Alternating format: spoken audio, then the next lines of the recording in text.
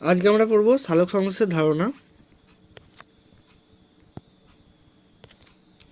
বিজ্ঞানী Charles Barnes, যেমন তোমরা দেখতে পাচ্ছ, বিজ্ঞানী চার্লস বার্নেস 1893 খ্রিস্টাব্দে সর্বপ্রথম ফটোসিনথেসিস শব্দটি প্রচলন করেন।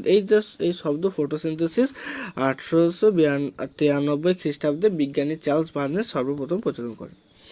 এই ফটোসিনথেসিস শব্দটির অর্থ কী? এই ফটোসিনথেসিস শব্দটির অর্থ কী? এই শব্দটির অর্থ হলো ফটো আর সিনথেসিস। এই ফটো শব্দের অর্থ হলো আলো। ফটো শব্দের অর্থ কি না? আলো। আর সিনথেসিস শব্দের অর্থ কি? সংশ্লেষ বা উৎপাদন। সিনথেসিস শব্দের অর্থ কি? সংশ্লেষ বা উৎপাদন। অর্থাৎ এই আলোর উপস্থিতিতে, অর্থাৎ আলোকে বা আলোর উপস্থিতিতে যা কিছু উৎপাদিত হয় বা সংশ্লেষিত হয়